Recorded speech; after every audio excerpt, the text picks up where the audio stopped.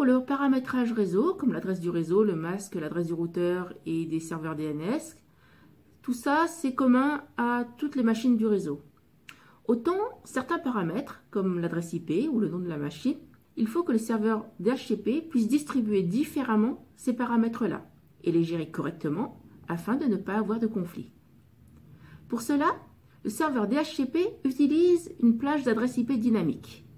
Une plage d'adresse IP dynamique, c'est un sous-ensemble d'adresses de l'ensemble des adresses possibles définies pour le réseau, et cette plage dynamique a été définie par l'administrateur du serveur DHCP. Et ce que cette plage veut dire, c'est parmi les adresses IP définies dans cette plage, tu peux piocher une adresse IP et la donner à chaque fois qu'on te la demande.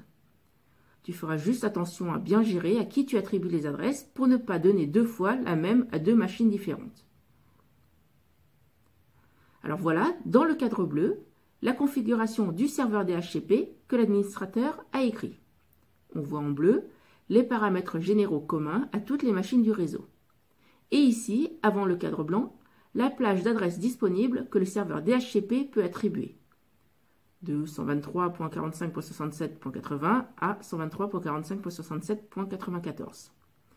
Donc le serveur DHCP peut piocher dans cette plage de 15 adresses IP les adresses IP qu'il pourra attribuer à ceux qui en font la demande. Au début, aucune adresse IP n'a été demandée, elles sont toutes libres.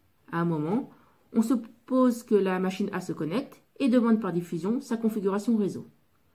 Le serveur lui renvoie les paramètres de la configuration réseau ainsi que l'adresse IP disponible. Il prendra pour cela, dans la plage, la première adresse IP de libre, ici la 123.45.67.80, pour l'envoyer au client, puis le serveur DHCP marquera que cette adresse IP a été affectée à la machine A, dont il a associé l'adresse Ethernet à cette adresse IP. Si par la suite, la machine B demande les paramètres de la configuration réseau, le serveur DHCP va donner l'adresse IP suivante, 123.45.67.81. Et ainsi de suite, à chaque fois qu'une nouvelle machine se connecte sur le réseau et demande une adresse IP, le serveur DHCP va lui affecter l'adresse IP libre suivante. Alors que se passe-t-il si toute la plage d'adresse IP est utilisée? Si une 16e machine se connecte et demande une adresse IP, il n'y a plus d'adresse IP disponible. La machine devra attendre que quelqu'un se déconnecte et libérer l'adresse IP pour pouvoir l'obtenir et ensuite accéder au réseau.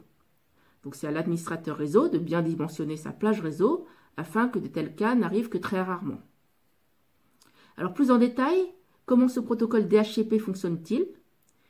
Alors il s'agit d'un service UDP tournant par défaut sur le port UDP 67.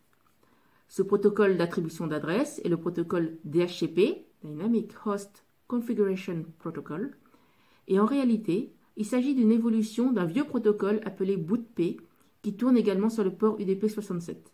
Et DHCP est rétro-compatible avec le protocole BootP et il peut également dialoguer avec un client BootP. Mais on ne s'attardera pas dessus. Alors, comment marche ce protocole DHCP? Un client DHCP envoie en diffusion une requête DHCP Discover sur le port 67. C'est-à-dire, y a-t-il quelqu'un qui peut me donner ma configuration réseau?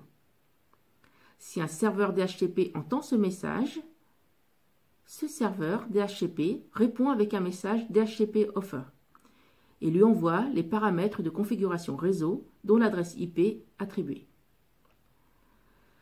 Le client, s'il accepte la configuration réseau et l'adresse IP proposée, envoie alors un DHCP request avec l'adresse IP retenue au serveur.